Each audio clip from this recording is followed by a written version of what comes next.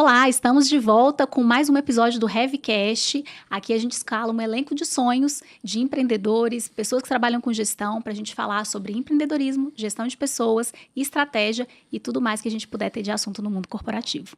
E hoje eu estou com um convidado muito especial. A agenda dele não foi fácil, gente. Trazer ele para cá foi uma luta em termos de agenda. Estamos muito felizes em receber hoje o Felipe Manara, da Stoic Capital, para a gente falar sobre assuntos muito ligados a finanças, a estruturação financeira, a M&A, enfim, hoje a gente vai falar de muitas coisas que muita gente nos pergunta aqui no dia a dia ligado à gestão de pessoas e o que isso tem de link com esse dia a dia ligado à cultura, à parte societária, à gestão de gente, ao impacto disso, inclusive em valuation de empresas. Então, hoje o nosso bate-papo está bastante rico, mas quero apresentar para vocês, gente, o Felipe. Ele é fundador e CEO da Stoic, uma boutique de M&A e finanças corporativas com atuação destacada aqui no Centro-Oeste, é economista, administrador, conduz uma assessoria que é muito reconhecida pela solidez técnica e pela relevância em projetos de fusões, aquisições e estruturação financeira.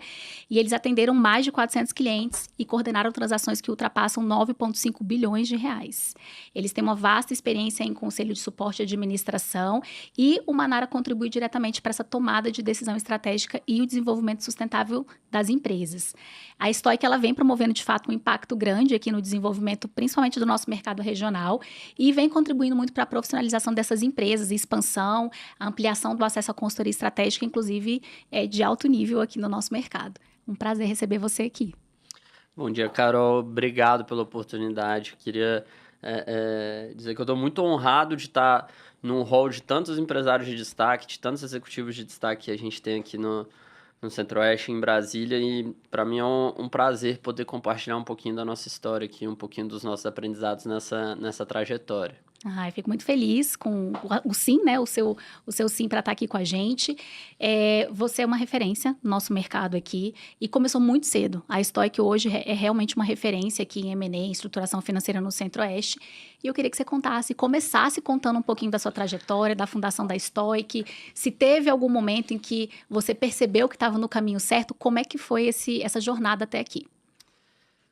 Olha, eu acho que muitas vezes os empreendedores eles são até românticos demais com a história da fundação, das empresas, etc.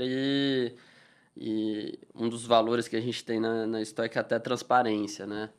E então, sendo muito transparente, a verdade é que a Stoic, assim, a gente não nasceu eu pensando, cara, vamos ser o primeiro banco de investimentos, ou eu quero ser a maior referência em aquisições e fusões do Centro-Oeste. Mas a Stoic nasceu, eu brinco da fome com a vontade de comer. Então, eu trabalhava num lugar que não me alimentava, não me preenchia em termos de propósito, enxergava uma vasta oportunidade aqui no Centro-Oeste e queria poder fazer as coisas do meu jeito, né? O mercado financeiro, tradicionalmente, ele traz uma alcunha negativa, né? E a minha experiência, particularmente, foi muito engrandecedora do ponto de vista técnico, mas eu não concordo com muitas práticas de gente de gestão que o mercado tem. E então, eu sempre pensava assim, cara, se um dia eu puder criar o meu negócio, eu quero criar um lugar que ele funcione diferente, que as pessoas gostem de trabalhar, que as pessoas vistam a camisa, que elas, por mais clichê que isso pareça, mas que as pessoas gostem, né? E então, lá atrás, quando eu decidi criar a Stoic, eu decidi criar porque eu queria fazer um lugar que eu gostasse de trabalhar no final. E que pudesse me dar dinheiro para eu não ter que estar em outro lugar. Foi por isso que a Stoic nasceu. Graças a Deus, muita coisa aconteceu no meio desse caminho. A gente foi encontrando mais gente que buscava isso, mais gente que não queria ir para São Paulo, mais gente que acreditava ali no estoicismo como uma opção profissional e gostava de trazer esse impacto. Mas acho que quando você me pergunta assim, quando que valeu a pena, quando que eu senti assim que eu estava na direção certa, tem alguns momentos muito marcantes assim na Stoic para mim. Acho que tem dois momentos assim que eu lembro que eu fico até arrepiado quando eu penso, mas um é que no meio da pandemia, a gente estava assessorando uma empresa de entretenimento gigantesca e quando a gente estava fazendo uma captação de recursos para eles tinham mais 2 meses de caixa. E graças a Deus a gente conseguiu fazer a captação, foi um sucesso, a empresa continuou crescendo.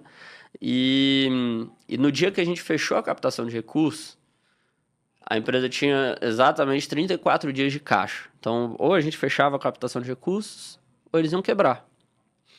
E aí, um funcionário da empresa veio falar comigo, não foram os sócios, não foram os diretores que acompanharam o processo, mas um funcionário veio falar comigo e me agradecer. Ele falou, cara, eu achei que eu ia ter que procurar emprego daqui 2 meses. Obrigado por você fazer com que a empresa continue, enfim. Então, acho que esse momento, por exemplo, quando eu penso nessa captação específica, eu lembro muito mais desse momento do que o valor da transação, como foi. E um segundo que eu sempre me lembro é quando um colaborador meu entrou na minha sala, assim, pediu para conversar comigo e falou, cara, consegui comprar minha casa por conta da oportunidade que você me deu, eu não queria ir para São Paulo, sair daquela consultoria, tive aqui, consegui conquistar minha casa trabalhando na Stoic. Então, eu acho que eu costumo falar muito pro meu time que a gente trabalha com valores muito altos, transações gigantescas, milionárias, enfim. Mas daqui 5, 10, 15 anos, a gente nem vai lembrar quais são os valores que a gente fez, as transações que a gente fez, mas a gente vai lembrar o impacto que a gente deixa, né? Então, poxa, quando eu olho para os nossos clientes, quando eu olho para o Mané Mercado, que gera 400 empregos, quando eu olho para a Magnólia Papelaria, que tem 100 lojas no Brasil, quando eu olho para o dia a dia, que emprega mais de 8 mil pessoas aqui, então, eu acho que esses momentos foram momentos que fizeram vale a pena.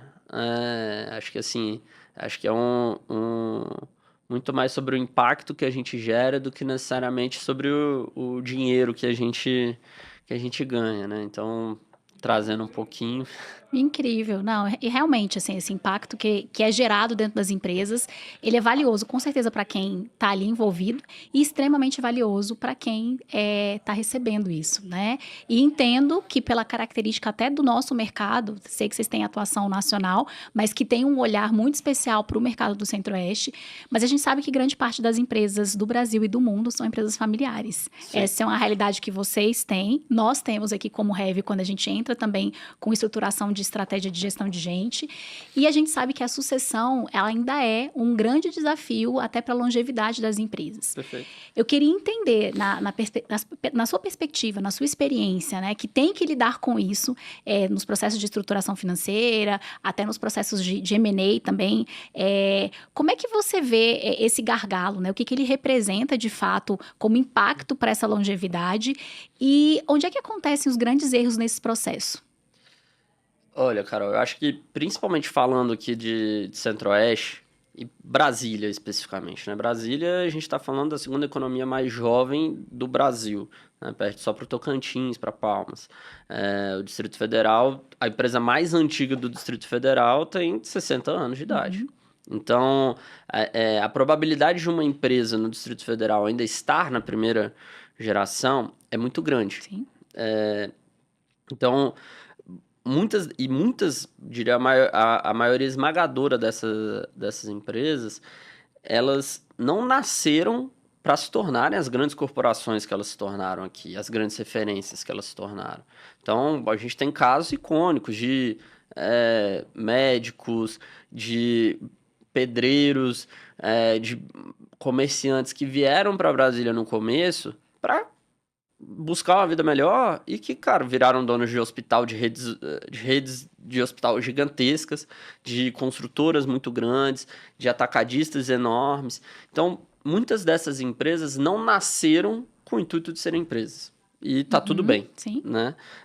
Então, existe dentro do DNA desses negócios uma dificuldade maior para fazer a sucessão, naturalmente.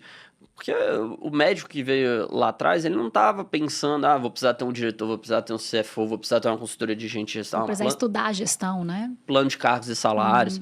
Essas pessoas não se prepararam para serem empresários e se tornaram grandes protagonistas da nossa história aqui.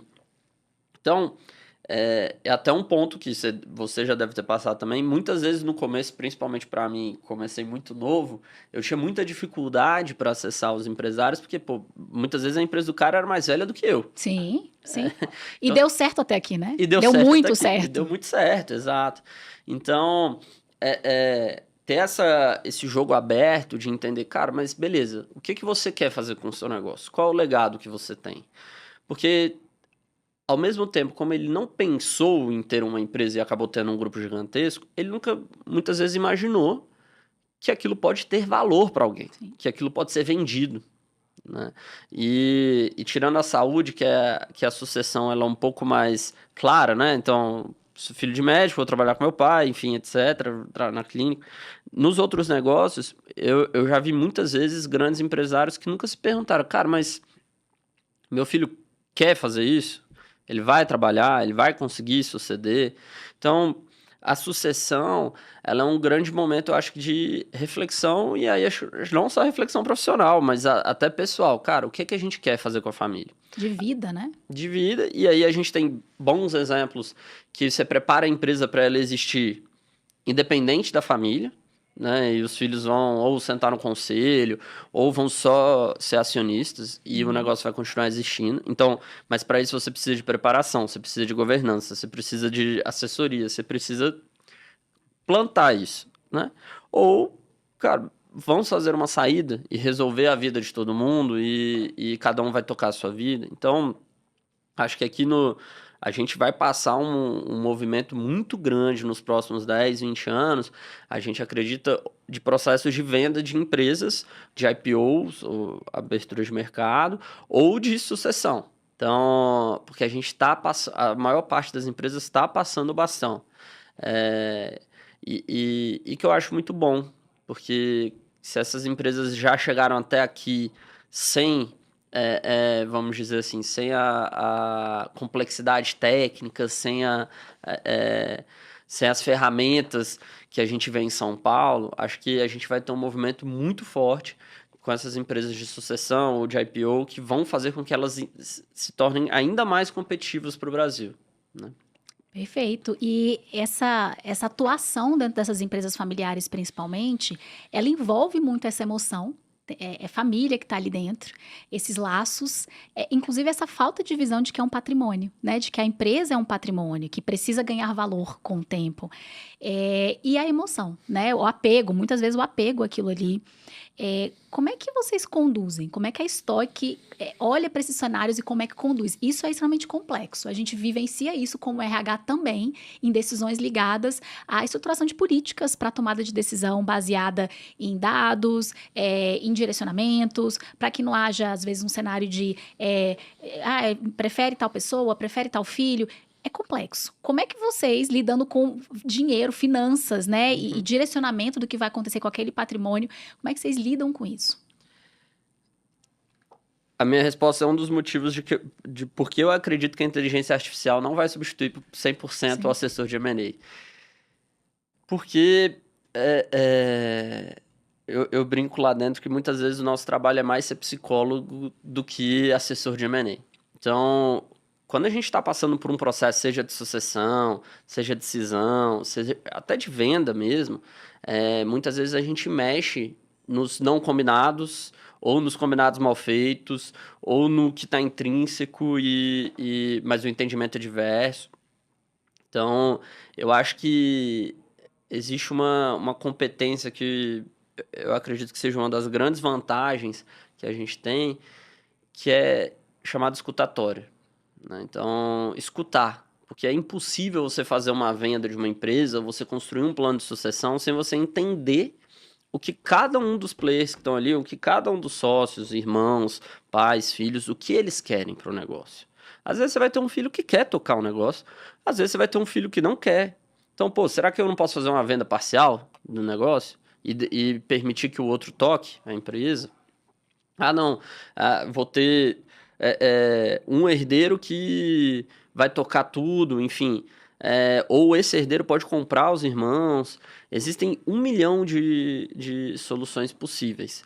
A verdade é que a maior parte das empresas nunca se predispôs até esse tipo de conversa, porque é uma conversa difícil. Sim, conversas sensíveis, né? Mas já diria o estoicismo, né? O estoicismo tem uma máxima que diz que a gente pode mensurar o sucesso de um negócio pelo número de conversas difíceis que a gente tem. E eu acho que essa é uma das conversas mais difíceis, mas mais importantes para a continuidade de um business. Então, quem quer tocar isso? Onde a gente se imagina daqui 10, 20, 30 anos? Beleza, a gente não se imagina. Então, vamos sair ou vamos achar... Mas, assim, boa parte do nosso trabalho, quando a gente está trabalhando com empresas familiares, é buscar o consenso.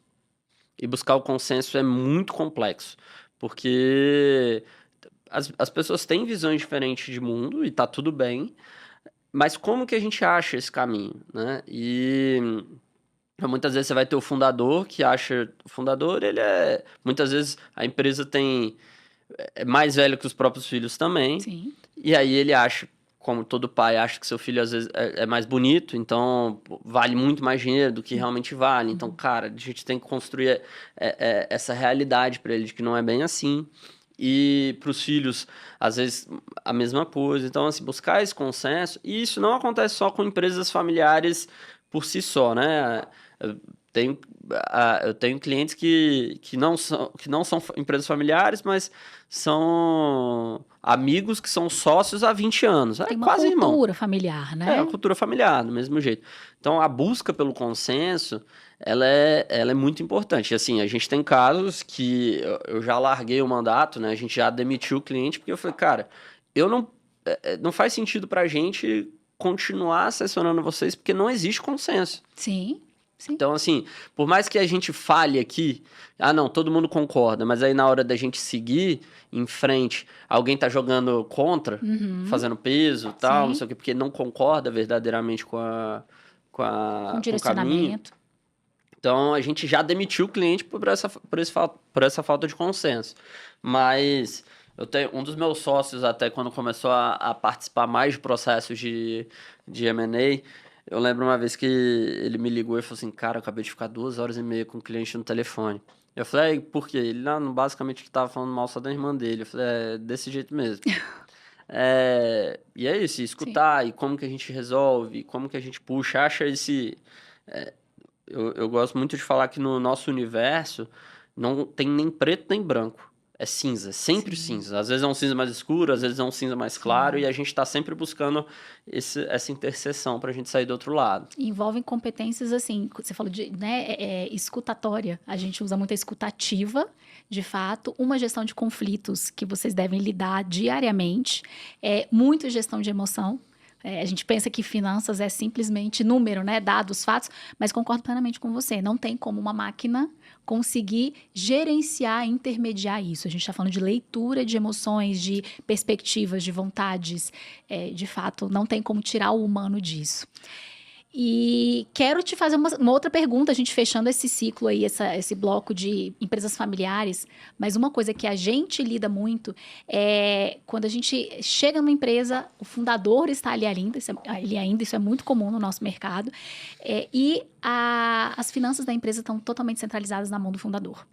E a gente sabe que muitas vezes, você vai saber falar isso bem melhor do que eu, mas a escolha de um CFO, de alguém que vai estar ali à frente dessas finanças é algo muito importante para a profissionalização desse negócio, para a geração de dados fidedignos, para a tomada de decisão, a organização, isso está continuamente organizado, para que facilite um processo de estruturação financeira de qualquer tipo, né? De que tipo for é necessário.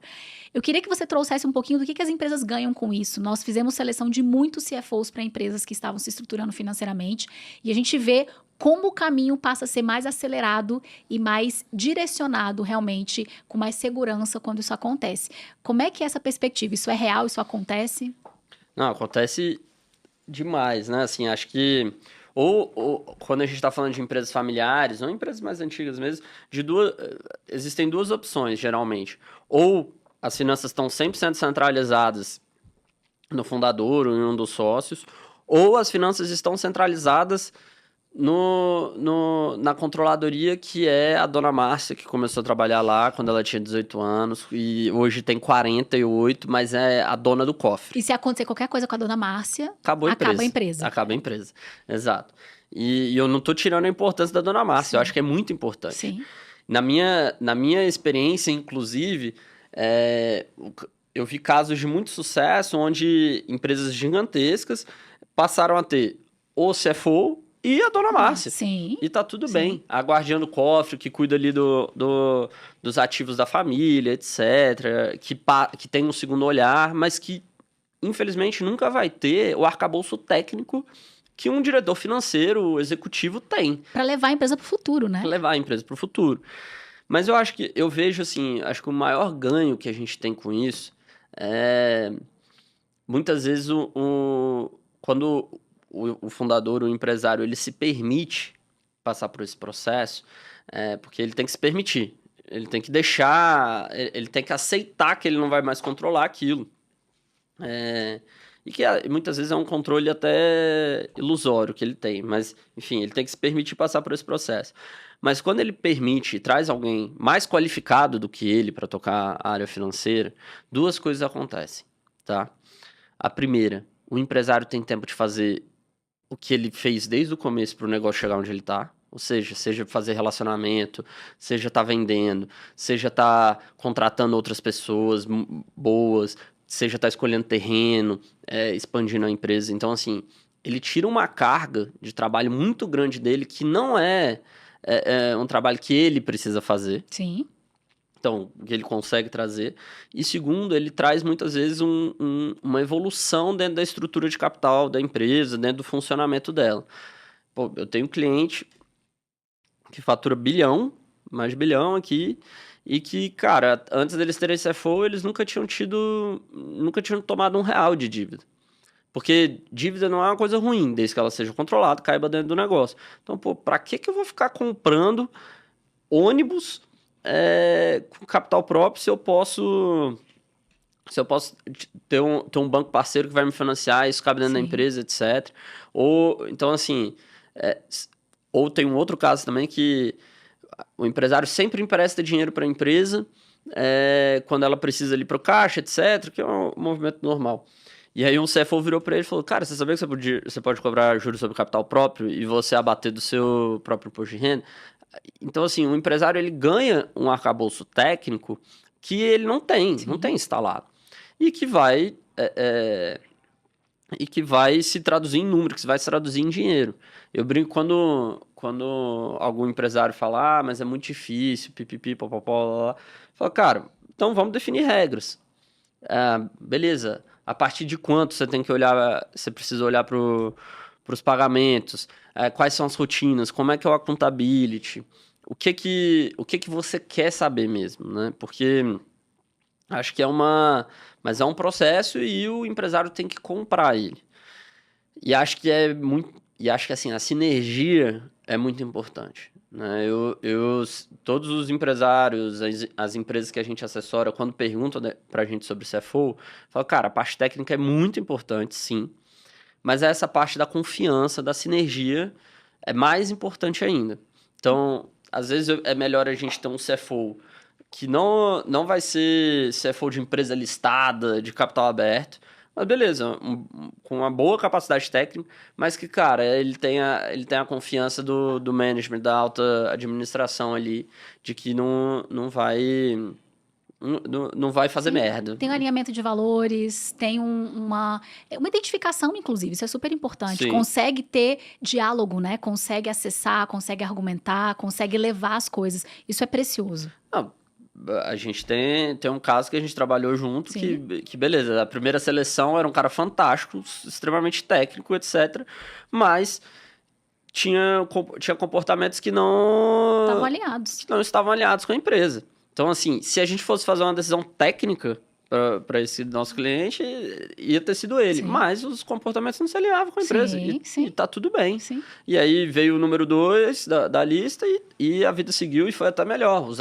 O alinhamento de valores era muito maior e E você está entrando numa perspectiva interessantíssima, porque às vezes o empreendedor está nesse processo de profissionalização e acha que vai trazer um head de São Paulo, de grandes mercados, como você falou, de empresas muito grandes.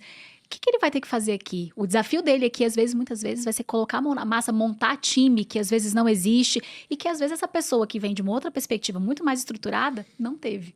Então, tem algumas perspectivas que não são apenas as técnicas, né, de fato. Envolve algumas habilidades comportamentais, de valores, de gestão, de perspectiva, o que eu estou disposto a, né? Então, acho que é bem esse alinhamento. Dentro dessas estruturações que vocês fazem, dessas realidades que vocês cuidam, vocês trabalham muito com a questão de trazer sócios também, né? Em muitas perspectivas é necessário ou é interessante trazer um sócio.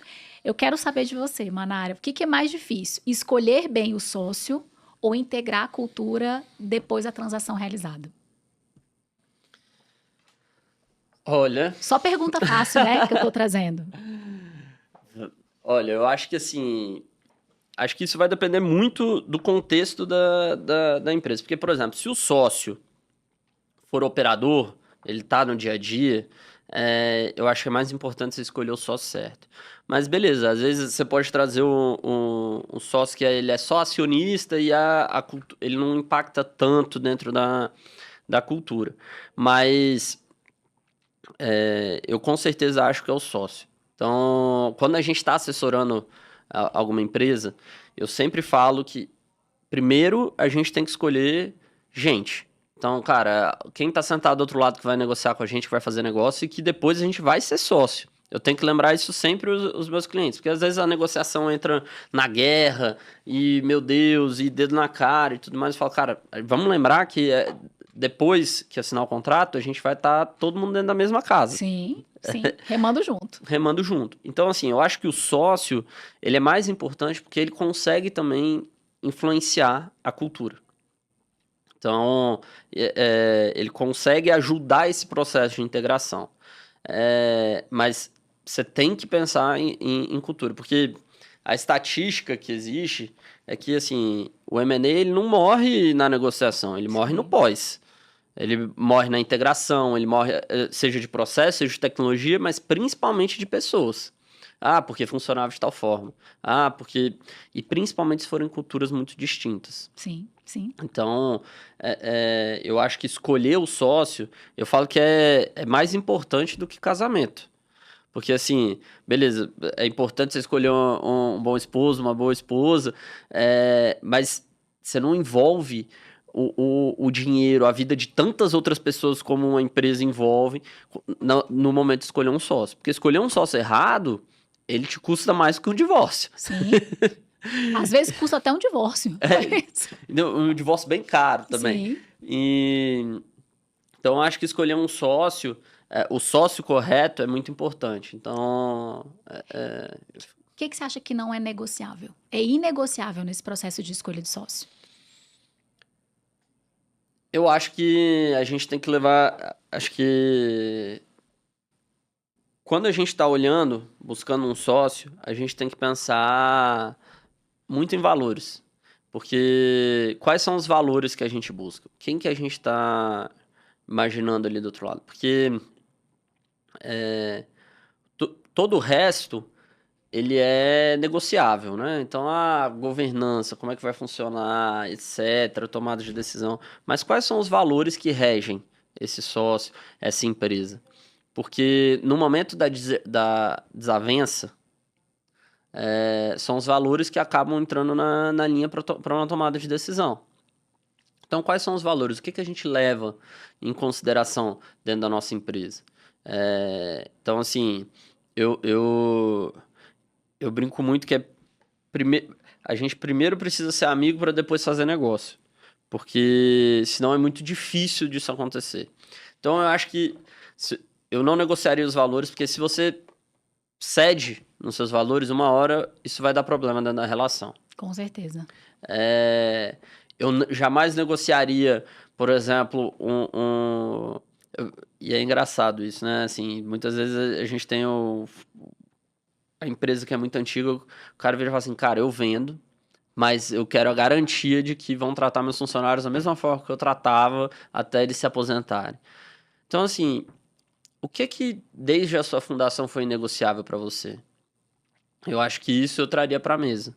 Né? E aí isso podem ser valores, pode ser a política de gente, pode ser, cara, tem um caso a gente vendeu a empresa que, assim, teve um funcionário que morreu trabalhando muito tempo atrás e os sócios davam uma mesada Para a família. para a família que não precisava, que não foram condenados, tal, nada disso. Eles davam porque eles queriam ajudar. Isso há, sei lá, 10 anos. Na hora que a gente foi vender, isso era inegociável para eles. Falaram, cara, vocês precisam continuar É uma pagando. obrigação do negócio e tem que entrar. Exato. Então, assim, acho que é muito olhar para trás, o que trouxe a gente até aqui, mas se eu tivesse que responder de baixo pronto, são os valores. Acho que se a gente negocia os valores na mesa, na verdade, todo o resto perde valor, né? Tá? E ainda falando de sociedade, quando é que o empresário ele deve buscar um sócio? Você acha que essa necessidade de caixa, esse desejo de crescer, ou simplesmente uma perspectiva de estratégia mesmo para o negócio, uma oportunidade estratégica para o negócio?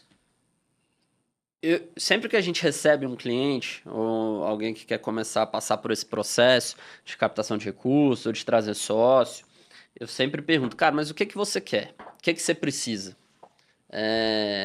Porque muitas vezes ele nem precisa de um sócio. Então, às vezes o cliente me procura e fala, não, é porque eu preciso de dinheiro. Cara, beleza, mas dinheiro não necessariamente precisa ser investidor, não necessariamente precisa ser sócio, né? Então, a gente pode estruturar dívida aqui, levantar dinheiro no mercado e você não precisa abrir mão de um percentual da empresa. Ah, não, pô, eu quero alguém para me ajudar a expandir o negócio. Ah, então, beleza, aí é um outro caminho. Então, eu acho que eu brinco que no final, na Stoic, o que a gente vende é clareza. Então, a gente pergunta para o empresário, tá, mas o que você quer? Você quer sair da operação? Você quer trazer alguém para dividir o dia a dia, alguém que vai te ajudar a expandir? Porque dinheiro pelo dinheiro, tem dinheiro que é muito caro. Sim. Então, acho que a hora de buscar um sócio não é quando, na verdade, é antes de você entender, antes de você chegar no limite da onde você consegue levar o business. Então, eu sempre falo muito sobre isso, que o empresário, geralmente, ele consegue levar a empresa do 0 até 1, que geralmente é o mais difícil. Sim. Do 0 para o 1 é o mais difícil. E aí, beleza, ele não tem as ferramentas, sejam financeiras, sejam organizacionais, estruturais, para levar a empresa do 1 para o 5. Então, esse momento é o momento que a gente tem que começar a olhar e falar assim, pô, beleza, talvez ter humildade, porque eu acho que muitas vezes, infelizmente, os empresários não têm ou a humildade ou nem sequer param para pensar, tipo assim, cara, beleza, eu não sei tocar esse negócio desse tamanho. E aí eu vou falar, eu acho que essa decisão, às vezes, nem só para sócio, mas até para o próprio processo de profissionalização. Sim. Né? Então, vou falar e usar um exemplo da Stoic. Beleza, chegou num momento que eu falei, cara, eu sei tocar um negócio com até 30 pessoas. A partir de agora, eu não sei gerenciar esse tanto de gente e tudo mais. Vamos profissionalizar, trazer diretor, trazer gente de mercado que tem experiência, expertise, porque, beleza, eu conheço as minhas limitações. Eu sei, e como a gente falou ali antes do CFO, pô, ok, eu trouxe alguém que faz isso melhor do que eu, nossa, me abriu o horizonte para eu fazer o que eu faço de melhor, que é fazer negócio, que é estar na rua, vendendo, fazendo relacionamento, fazendo business. Então, eu acho que o empresário, ele precisa fazer um processo de autoconhecimento para saber qual é a hora de trazer um sócio. Então, beleza, é para expandir. Então, beleza, vamos trazer alguém que já teve experiência em expansão. Ah, não, eu desenvolvi um produto e eu quero botar ele em supermercado, em farmácia. Então, vamos trazer alguém que já passou por esse processo? Porque, assim, dinheiro pelo dinheiro, tem dinheiro que é muito caro. Sim. As pessoas muitas vezes não pensam nisso. Ah, eu tenho um amigo que tem muito dinheiro, ou um familiar que tem muito dinheiro e topa botar no negócio. Não faça isso, porque depois é um problema para você tirar. É um problema para quando tiver um investidor profissional Sim. querendo investir em você, mas por que fulaninho botou Aqui. dinheiro aqui? O que ele agrega dentro do dia a dia do negócio? Então, Acho que a hora de procurar um sócio é quando a gente entende que a gente não consegue operar mais a máquina sozinho ou com o funcionamento que ela tem ali. Maravilha, faz muito sentido e eu acho que a gente começa a entrar numa perspectiva, numa nuance aí de cultura. Quero entender de você, né? O que você acha que é o peso da cultura organizacional, né? O que representa esse peso nesse sucesso ou até no fracasso de um processo de fusão e de aquisição, que vocês lidam muito? Olha, Carol, eu acho que, principalmente quando a gente está falando de fusão ou aquisição integral, a cultura é algo que pesa muito. Porque ela. é- é- a cultura, ela come a estratégia no café da manhã, já diria Sim. Peter Drucker. Então, assim, se a cultura não tiver alinhada entre as empresas, cara, vai dar pau. Então, vai dar pau. E eu já vi casos acontecerem na nossa frente. Tipo assim, as pessoas imaginarem que é assim, não, beleza, bota todo mundo dentro do mesmo prédio corporativo e vai dar tudo certo. Cara, não é assim que funciona. E então, acho que o tempo foi me mostrando que a importância de fazer uma diligência de cultura é tão importante quanto fazer uma diligência contábil. Eu ia te perguntar isso, se é importante conversar sobre isso antes de um processo de compra, de venda, né, de fusão. Tem impacto, é relevante, como você falou, no pós-deal, isso impacta. Muito. Então, assim, a gente já teve casos que, olhando para as empresas, a gente virou e falou assim: olha, acho que faz sentido, mas você precisa manter elas funcionando. Faz sentido fazer a fusão, mas você tem que manter elas separadas e você vai fundindo aos poucos. Porque senão. E é super interessante você falar isso. A gente atua muito é muito setorial, né, nossa atuação, mas a gente atua muito com o mercado de saúde. É um mercado que está se profissionalizando muito aqui, regionalmente.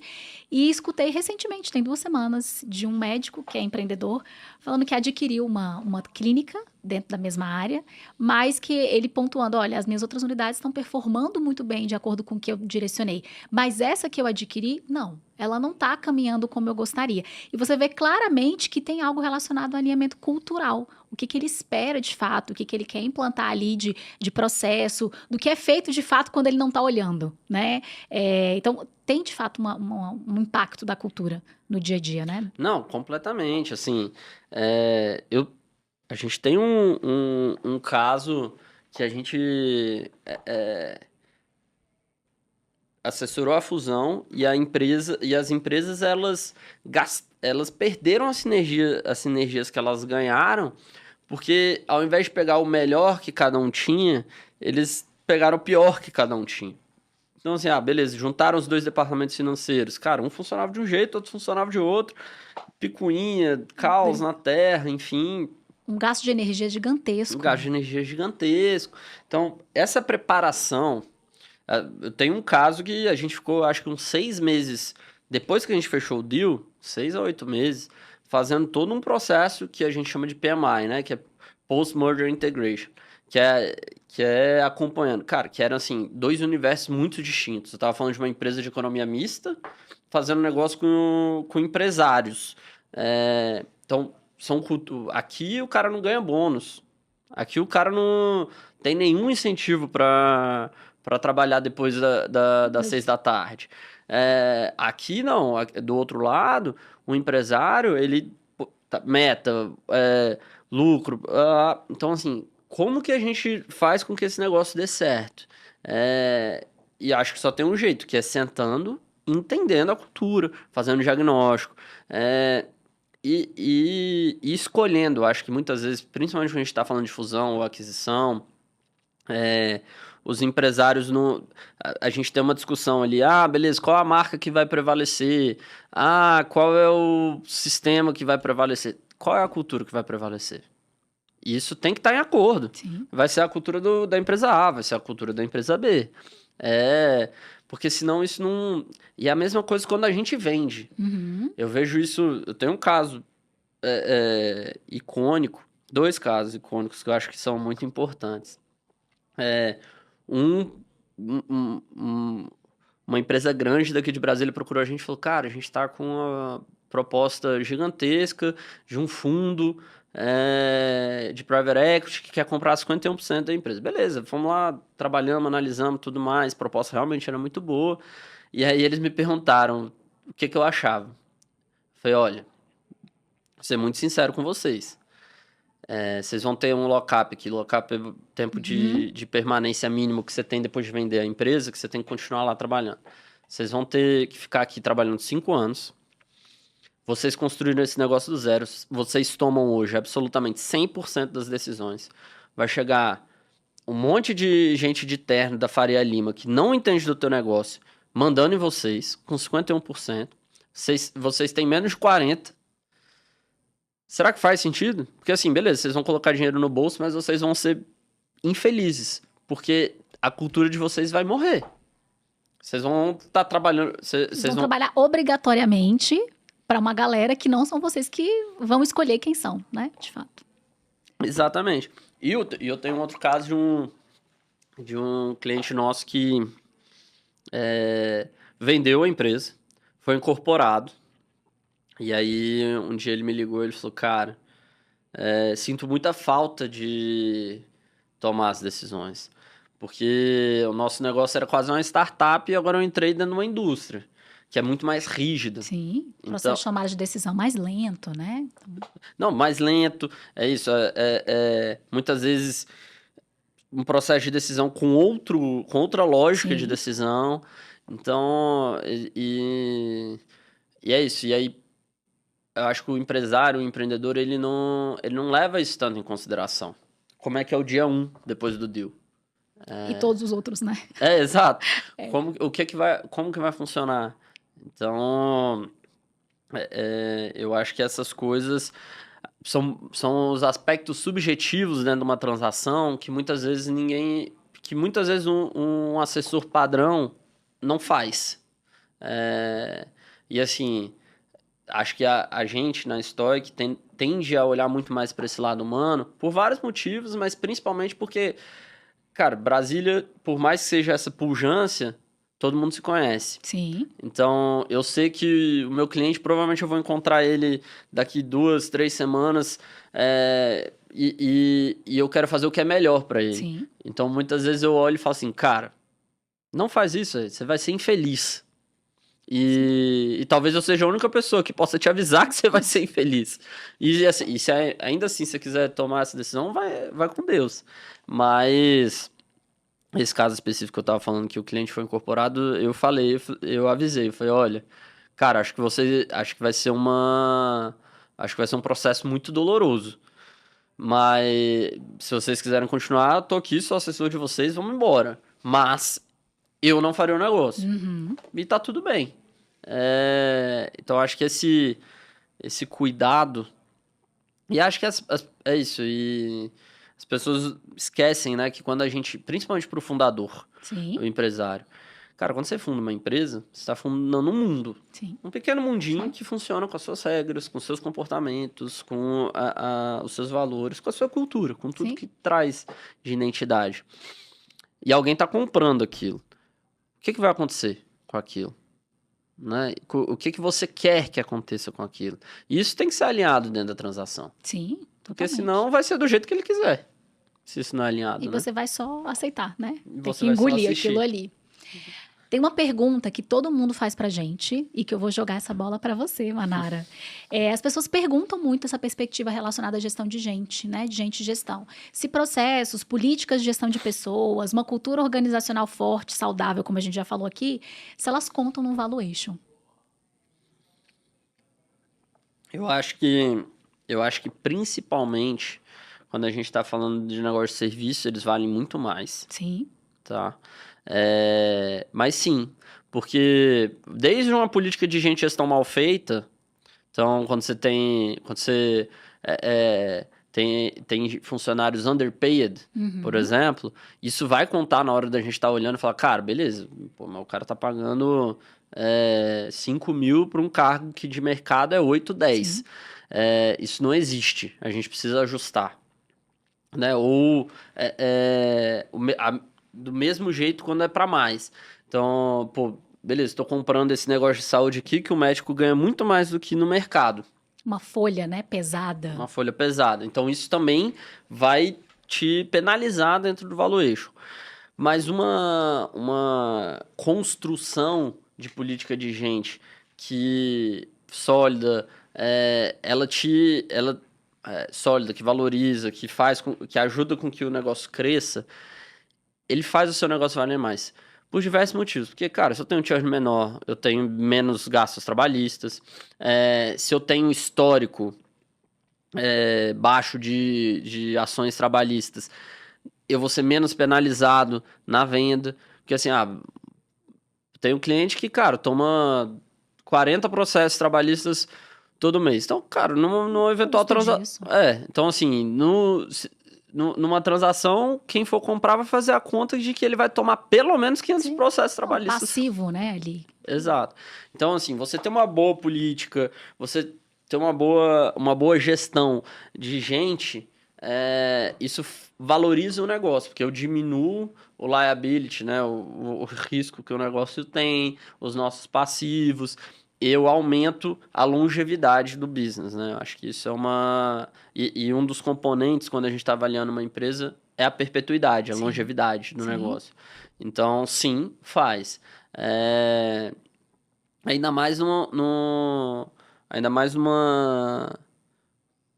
cidade, numa região onde as pessoas, graças a Deus, estão valorizando mais. Sim. Mas ainda não é algo tão valorizado por todos os empresários. Sim. Então, quem valoriza...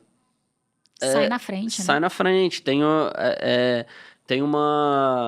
um bônus em relação aos seus pares de mercado quando for ser avaliado. Sim. Inclusive de atratividade de talentos e de retenção de talentos também, né? Da estrutura num mercado que é restrito em termos de talentos. Ainda temos um mercado que tem algumas restrições. Exato, assim, eu vejo alguns dos nossos clientes que têm processo de partnership, processo de os funcionários virarem sócios. Cara, isso é um grande diferencial para atrair gente. Quando a gente está fazendo um deal, o cara olha e fala assim, caramba, esse tanto de gente também comprou um negócio, está com vocês até hoje, então isso quer dizer que o negócio realmente é bom. As pessoas apostaram naquilo, Exato. Né? Então, acho que... Então, gente, tá respondido, tá? Vou usar isso como base de argumentação também, tá? Mas, assim, interessantíssimo. E aí, quero falar com você rapidamente também, Manara, sobre o futuro do M&A no Brasil, especialmente aqui no Centro-Oeste. Como é que você enxerga isso? Olha, eu acho que quando a gente olha para Brasil, de maneira geral, eu considero que a gente está entre 20 e 30 anos atrás dos Estados Unidos. Que eu acho que é a comparação que mais faz sentido, principalmente porque os Estados Unidos é um país continental, assim como a gente. E o que aconteceu 20, 30 anos atrás nos Estados Unidos? A gente começou a ter processos de consolidação, que é o que está começando a acontecer no Brasil. Tirando alguns setores específicos, como serviços financeiros, bancos, saúde, etc., a gente tem poucos players nacionais. Então, seja empresa de segurança. Cara, geralmente você vai ter as empresas de segurança locais. Supermercado. Cara, você tem algumas redes que são grandes, mas você tem muitas redes regionais grandes. Então, academia. Cara, beleza, Smart Fit tem 600 academias, mas ela não representa nem 5% do número de academias totais. Escola, qual rede que é nacional? Então, a gente vai passar por um processo de consolidação. Então, os players que se posicionarem como sendo dominantes nas suas regiões, provavelmente vão receber propostas para serem vendidas, né? Ou se tornarem os consolidadores. Sim. Que é o caminho natural. Eu acho que isso e acho que isso vai acontecer principalmente nos mercados regionais. Por quê? Porque o eixo Rio-São Paulo, ele já está saturando, né? Então, dificilmente você vai ter uma oportunidade fantástica no eixo Rio-São Paulo, porque está todo mundo olhando para lá. Sim. Né? Então, acho que isso caminha muito com o desenvolvimento do mercado financeiro. Enquanto nos Estados Unidos a gente tem mais de 3 mil bancos, bancos de investimento que fazem o nosso serviço, no Brasil a gente tem pouco mais de 150 licenças de banco.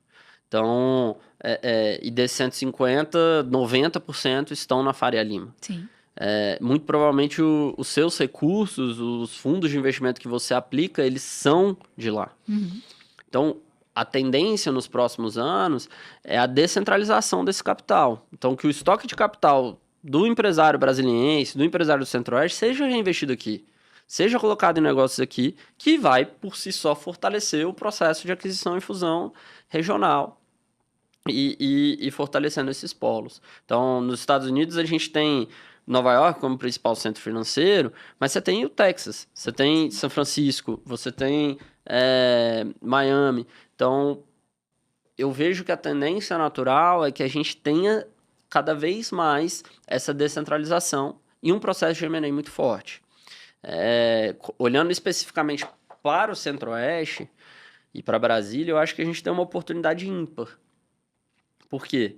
A gente não tem nenhum IPO puramente de Brasília. Então, beleza, a gente vai ter ali casos de Wiz, Banco do Brasil, BRB, Caixa Seguridade, BB Seguridade, mas que são empresas que nascem do público. Sim. Né? Mas empresas fundadas em Brasília que cresceram e fizeram IPO, a gente ainda não tem um caso. E a gente aposta, nós da Stoic, a gente tem pelo menos 10 clientes que provavelmente vão passar por esse processo de abertura de capital.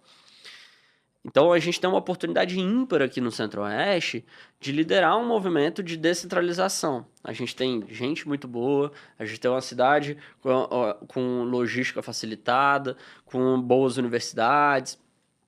Então, acho que o Centro-Oeste ele tem uma capacidade de se tornar a capital financeira daqui para cima, vamos dizer, né? Fora desses polos. Nesses polos, fantástico. Exato.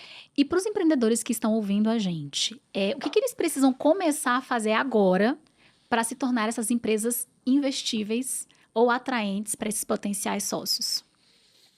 Olha, eu acho que assim, para os empreendedores e empresários que estão começando, provavelmente eles são muito novos.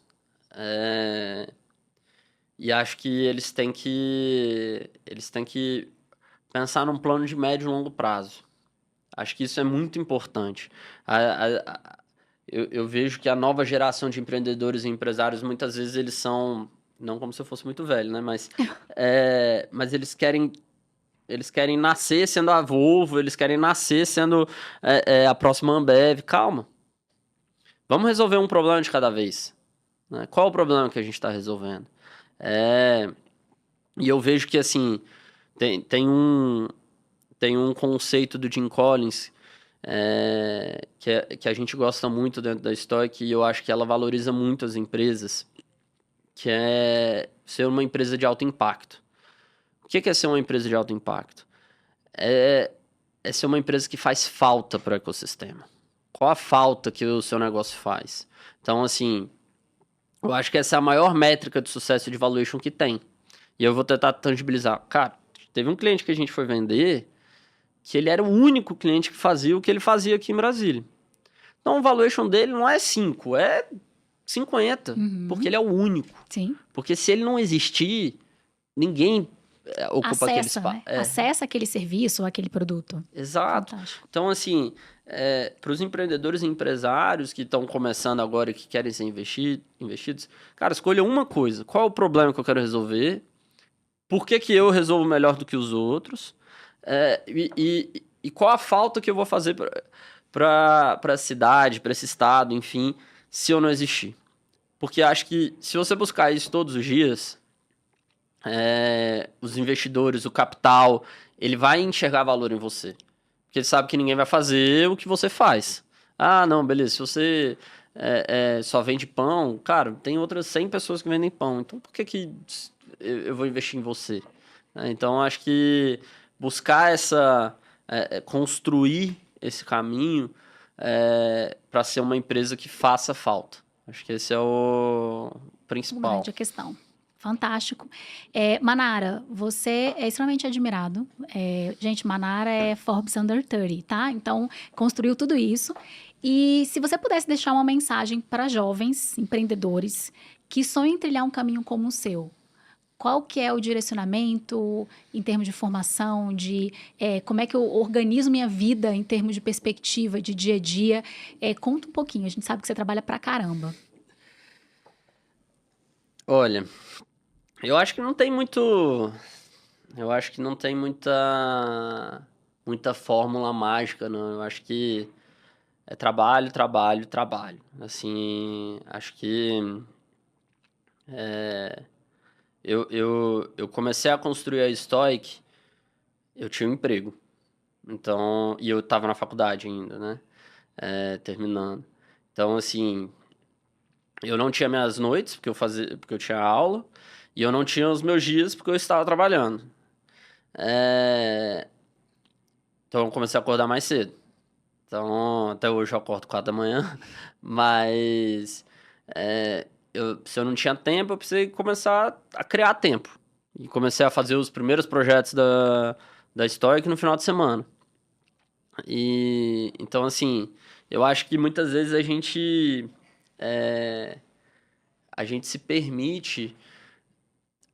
se permite desistir com as objeções, né? Eu acho que desde o começo eu sempre olhei para as objeções de assim, como que eu posso sair do outro lado? E não olhar para ela como, poxa, beleza, não tenho o que fazer, né? Então, acho que para quem está começando, para quem quer empreender, para quem quer buscar uma vida diferente que seja, mudar de ramo, acho que acho que não se deixar abater pelas objeções, assim. É, é um caminho que fica muito mais difícil antes de ficar fácil. Mas acho que ter consistência, trabalhar todos os dias, ser grato pelo processo. Eu tava te falando antes, assim, acho que muitas vezes durante o processo da Stoic, no meu próprio processo, assim, é, eu já tinha alcançado muito mais do que eu imaginava. Então, acho que ser grato nesse processo é muito Sim, importante, né?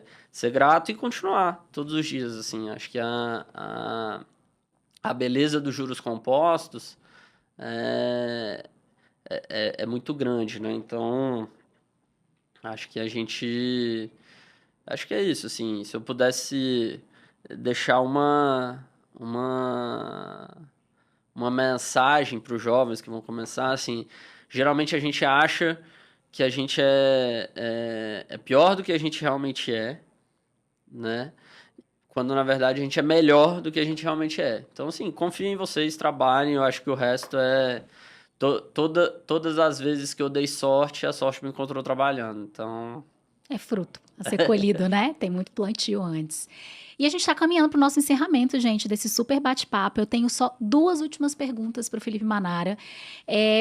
Eu queria que você indicasse um livro para quem está escutando a gente. Um livro que você acha que impactou muito, que faz muito sentido, um empreendedor, alguém que está começando ou que também já está aí na jornada há um tempo, mas é leitura obrigatória. Acho que um dos meus livros preferidos que é Princípios do Ray Dalio, que é um dos maiores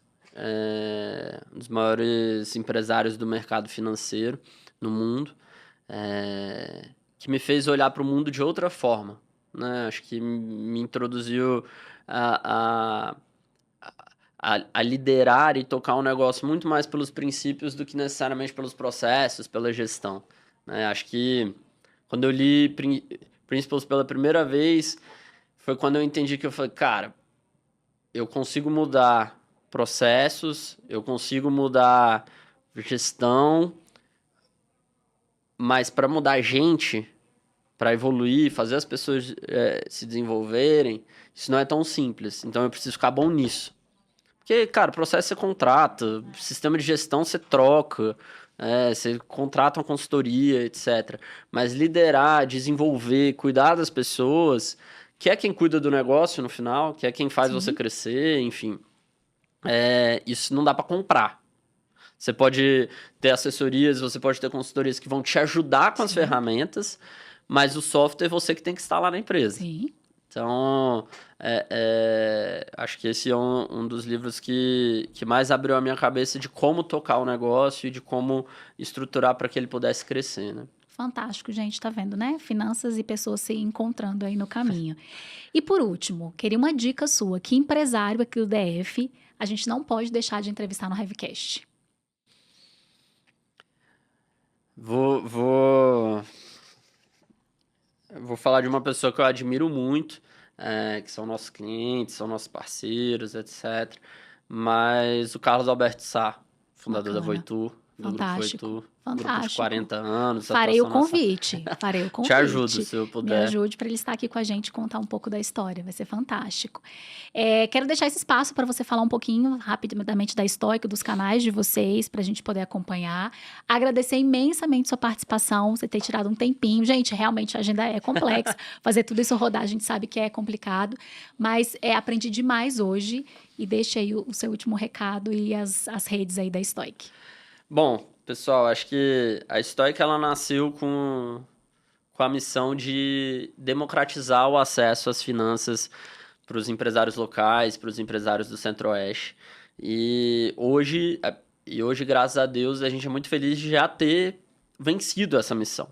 Então, a nossa nova missão é de se tornar o primeiro banco de investimentos da região para que os nossos clientes não precisem ir para São Paulo para ter apoio para levantar recurso, para ter empréstimo, para fazer um IPO. Então, a gente segue nessa missão de ser relevante para o Centro-Oeste, de continuar causando impacto, de continuar ajudando as empresas daqui a se destacarem, evoluírem e saírem do quadradinho e se tornarem players nacionais. Então, hoje a Stoic é, graças a Deus, referência tanto em aquisição e fusão, quanto em captação de recursos e em consultoria financeira aqui. E estamos evoluindo para oferecer ainda outras novas soluções nos próximos anos, né? Então, se quiser conhecer um pouco mais sobre a Stoic, stoiccapital.com.br, com 2 Cs.